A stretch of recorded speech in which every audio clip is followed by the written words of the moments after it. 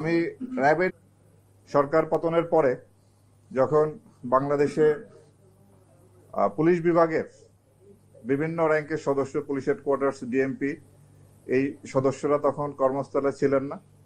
তখন ওই সময় ঠিক কোনো সরকারও ছিল না। 6ই আগস্ট যখন আমি জানতে পারি যে পুলিশ লাইন রাজারবাগে, সেখানে আমাদের পুলিশ সদস্যরা তারা এক ধরনের বিদ্রোহের মনোভাব পোষণ করে সেখানে অবস্থান করতেছিলেন। আমরা র্যাবের যে সদস্যদের আভ্যন্তরীণ শৃঙ্খলার ব্যাপারে আমরা একটি কঠোর অবস্থানে আছি। আমরা র্যাবের যে সমস্ত সদস্য তারা আইন হাতে তুলে নেওয়া কিংবা তারা যদি অপরাধ কর্মে জড়িত হয়, আমরা তাৎক্ষণিকভাবে তাদের বিরুদ্ধে আমরা কঠোর ব্যবস্থা নেই। এই পর্যন্ত প্রায় র্যাবের 58 জন কর্মকর্তা এবং 4235 জন সদস্যকে শৃঙ্খলা ভঙ্গের জন্য অভিযুক্ত করে তাদের বিরুদ্ধে শাস্তিমূলক ব্যবস্থা নেওয়া হয়। এবং আপনারাও জানেন যে গত 5ই আগস্ট পরবর্তী অন্তর্বর্তীকালীন সরকার দায়িত্ব নেওয়ার পরে আমরা আমাদের র্যাব বাহিনীর কিছু সদস্য যারা অপরাধমূলক কার্যক্রমের সঙ্গে জড়িত হয় তাদের বিরুদ্ধে আমরা কঠোর ব্যবস্থা নেই। এই পর্যন্ত 16 জন সদস্য, গত 4 মাসে 16 জন র্যাব সদস্যকে আটক করা হয় এবং তাদের বিরুদ্ধে ডাকাতি, চাঁদাবাজি, মাদক ব্যবসার সাথে সম্পৃক্ততার অভিযোগে এবং ছিনতাইয়ের অভিযোগে তাদেরকে আটক করা হয় এবং তাদের বিরুদ্ধে ফৌজদারি মামলা দায়ের পূর্বক আইনানুগ ব্যবস্থা গ্রহণ চলতেছে। 5ই আগস্ট আইন শৃঙ্খলা উন্নয়নের জন্য যে কাজ করেছি সে বিষয়ে আপনাদেরকে অবহিত করতে চাই। ছাত্র জনতার উপরে যে এক ধরনের সন্ত্রাসীরা আইন শৃঙ্খলা রক্ষা বাহিনীর পাশাপাশি তাদের উপরে গুলিবর্ষণ করেছিল, এই ধরনের অভিযোগে আমরা প্রায় 30 জনের উপর চিহ্নিত করি ভিডিও ফুটেজ দেখে এবং তাদেরকে আমরা গ্রেপ্তার করতে সক্ষম হই।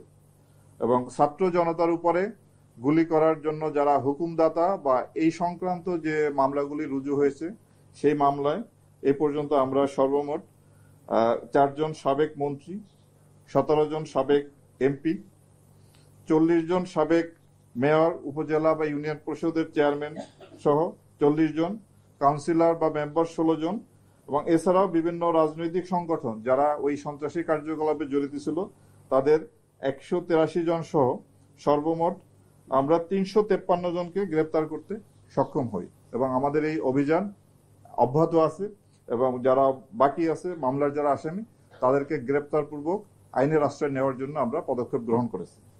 সেই লুণ্ঠিত অস্ত্র প্রায় 70% অস্ত্র আমরা উদ্ধার করতে সক্ষম হয়েছি। এই পর্যন্ত জুলাই বিপ্লবের পরবর্তী পর্যায়ে আমরা 1238 জন মাদক কারবারিকে গ্রেপ্তার করি এবং 7,91,000-এর উপরে ইয়াবা উদ্ধার, 28 কেজি হিরোইন উদ্ধার এবং 58,500 বোতল ফেন্সিডিল সহ। তো আমরা এই সমস্ত বিষয় অর্থাৎ আইন শৃঙ্খলা পরিস্থিতি স্বাভাবিক রাখার জন্য র্যাব শুরু থেকেই কাজ করে আসছে, এখনো আমাদের এই কাজ চলমান আছে। তা আমি আপনাদেরকে আশ্বস্ত করতে চাই র্যাব তার দায়িত্ব আন্তরিকতার সাথে, নিষ্ঠার সাথে পালন করবে। তা আমরা জানি যে র্যাবের বিরুদ্ধে বেশ কিছু অভিযোগ আছে, গুম, খুন, তারপরে আপনার অপহরণ, এই ধরনের বেশ কিছু অভিযোগ আমাদের প্রতি আছে। তা আমি আপনাদের মাধ্যমে দেশবাসীকে জানাতে চাই যে র্যাব সৃষ্টির পর আজ পর্যন্ত যে সমস্ত জনগণের যারা র্যাব দ্বারা নির্যাতিত বা অত্যাচারিত হয়েছেন তাদের কাছে এবং যারা হত্যাকাণ্ডের শিকার হয়েছেন, যেমন নারায়ণগঞ্জের 7 খুন সহ যারা র্যাব কর্তৃক হত্যাকাণ্ডের শিকার হয়েছেন তাদের পরিবারের কাছে আমরা দুঃখ প্রকাশ করি এবং ক্ষমা প্রার্থনা করি। এবং পাশাপাশি এই সমস্ত ঘটনার সুষ্ঠু তদন্তের মাধ্যমে এর বিচার যাতে হয় সেটা আমরা প্রত্যাশা করি। অন্তর্বর্তীকালীন সরকার গুম খুন কমিশন করেছেন, আন্তর্জাতিক অপরাধ ট্রাইব্যুনাল এই ধরনের অপরাধ কগনিজেন্সে নিয়ে বিচার কার্য পরিচালনা করছেন। আমরা আশা করব সুষ্ঠু নিরপেক্ষ তদন্তের মাধ্যমে আমাদের বিরুদ্ধে যে অভিযোগ আছে তার সুষ্ঠু তদন্ত হবে এবং এর বিচার হবে এবং এইভাবেই আমাদের দায় মুক্তি সম্ভব। অন্য কোনোভাবেই আমরা এই দায় থেকে মুক্ত হতে পারবো না। কেবলমাত্র সুষ্ঠু তদন্ত এবং বিচারের মাধ্যমেই আমরা দায়মুক্ত হতে চাই। তা আমি আপনাদের মাধ্যমে আবারও যারা র্যাবের কারণে ক্ষতিগ্রস্ত হয়েছেন, নির্যাতিত হয়েছেন, তাদের পরিবারের কাছে এবং তাদের কাছে আমরা আবারও দুঃখ প্রকাশ এবং ক্ষমা প্রার্থনা করছি। আশা করি ভবিষ্যতে এই বাহিনী, আপনারা জানেন যে গত 4 মাসে আমরা অক্লান্ত পরিশ্রম করে যাচ্ছি। ভবিষ্যতে আমি আপনাদেরকে নিশ্চয়তা দিচ্ছি, আমি যতদিন এই দায়িত্ব পালন করব বা আমার অফিসার যারা আছেন, র্যাব কখনো কারো নির্দেশে ভবিষ্যতে এই ধরনের অপরাধ, যে গুম করা, খুন করা, এটা হলো ফৌজদারি অপরাধ, এই অপরাধে কখনোই আর জড়িত হবে না, এই নিশ্চয়তা আমরা দিচ্ছি। তারপরও যদি কোনো সদস্য নিজ দায়িত্বে কোনো অপরাধমূলক কার্যকলাপে জড়িত হয়, তাদের বিরুদ্ধে আমরা কঠোর আইনগত ব্যবস্থা নিব, যেটা 5ই আগস্ট পরবর্তীতে আমরা নিয়ে আসছি। আপনারা আমাদের এই দায়িত্ব পালনের ক্ষেত্রে আমাদের এই কাজে সহায়তা করবেন এবং আমরা জনগণেরও সহায়তা প্রত্যাশা করি।